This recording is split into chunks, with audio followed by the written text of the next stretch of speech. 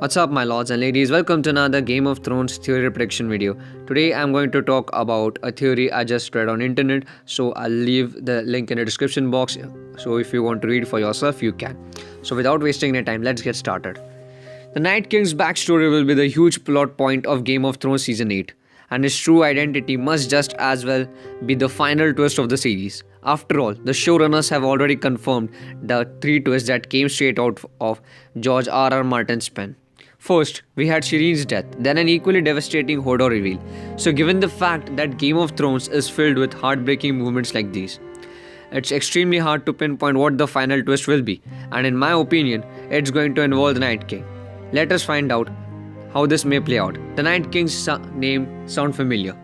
Now, the real question is how George R. Martin's final twist could involve the Night King, a character who doesn't even appear in A Song of Ice and Fire books. The answer is, however, simple. Just because we haven't heard about the White Walker leader in the books, this doesn't mean that we won't. There is also a certain figure from the Age of Heroes whose name is strikingly similar to that of the Night King. I am, of course, talking about the 13th Lord Commander of the Night's Watch, who became the Night's King after he fell in love with the female White Walker.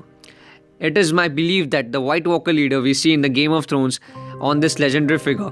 But before I delve into all that, let us go through everything that happened during the long night, because only then we'll be able to see who is the Night King really.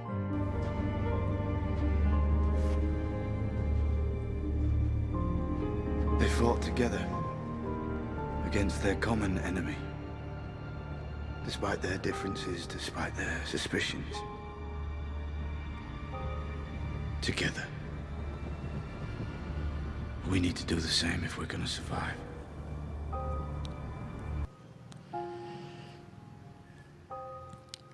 The subtle details in the Game of Thrones Season 7.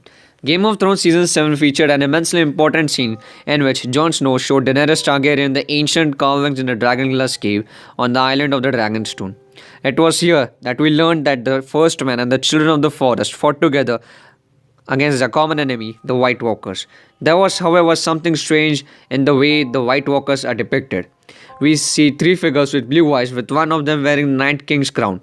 But here's the thing. The White Walker has a goatee and he looks nothing like the Night King we see in the show.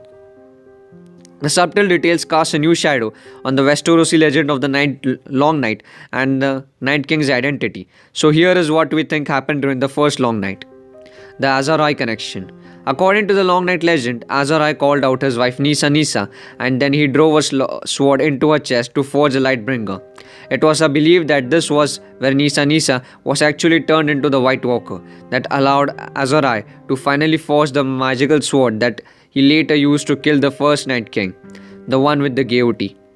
Then Nisa and the rest of the White Walkers were banished into the land of always winter, and the wall was raised to prevent any future invasions. This theory states that after several years, Azhor joined the Night's Watch to be in the first line of battle should the enemy dare to attack again, and it wasn't long until he was selected the 13th Lord Commander. Azhor fought bravely whatever was left of the White Walker army until one day he spotted a woman with a pale white skin, cold as ice and eyes like blue stars, and on the other side of the wall. Nisa is a Night's Queen.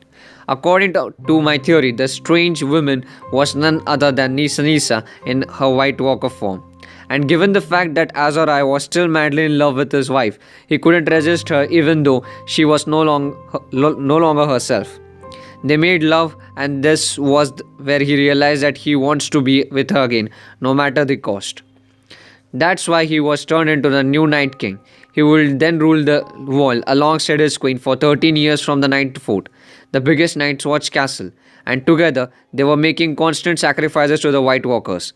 Then the king in the north and king beyond the wall joined the forces, banished the Night King to land of always winter, and captured his queen. She has been kept inside the crypts of Winterfell ever since, protected by the dead kings of winter.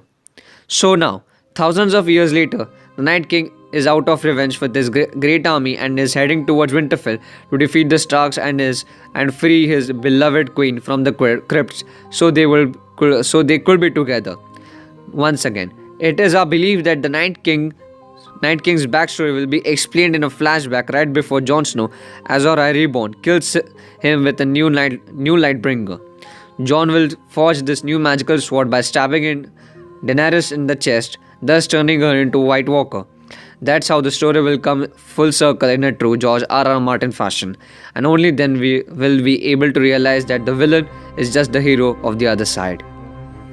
I know this theory sounds a crazy bit, but I really believe in this theory, and I would really love to see the Game of Thrones show end like this in a magical way, or the words in which I can't describe. So thank you for watching today's video, and please subscribe my channel House of Thrones.